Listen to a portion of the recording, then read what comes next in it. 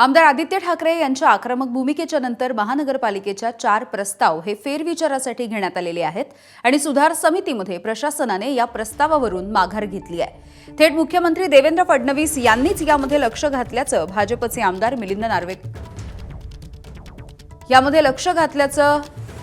मिलिंद नार्वेकरांचं म्हणणं आहे आणि विशेष म्हणजे आदित्य ठाकरे यांनी मुख्यमंत्र्यांना फोनवरून बोलणं देखील करून दिल्याची माहिती मिलिंद नार्वेकरांनी दिली आहे। सुधार समितीमध्ये आज 4 महत्त्वाचे प्रस्ताव प्रशासनाकडे फेरविचारासाठी परत आलेले आहेत आणि यामध्ये 7 हिल्स रुग्णालयाचं पीपीपी मॉडेलच्या माध्यमातून खासगीकरण, 5 उपनगरी रुग्णालयांमधील रक्तपेढ्यांचे पीपीपीचे प्रस्ताव, वांद्या रिक्लेमेशन मधल्या एक्झिबिशन सेंटर आणि मलबार हिल मधल्या ग्रीन झोन बदलाचे प्रस्ताव हे स्थगित करण्यात आलेले आहेत। तर हा मुंबईकरांचा विजय असल्याचं म्हणत आदित्य ठाकरेंनी या स्थगितीच्या निर्णयाचं स्वागत केलेलं आहे।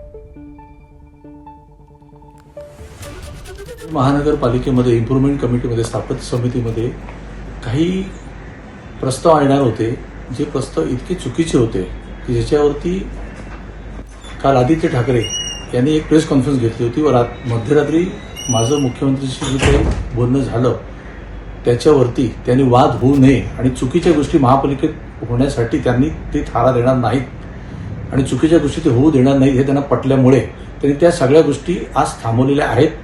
त्याच्याबद्दल त्यांचे धन्यवाद व सत्तारूढ आणि विरोधक हा वाद आज तरी महापालिकेत टळलेला आहे।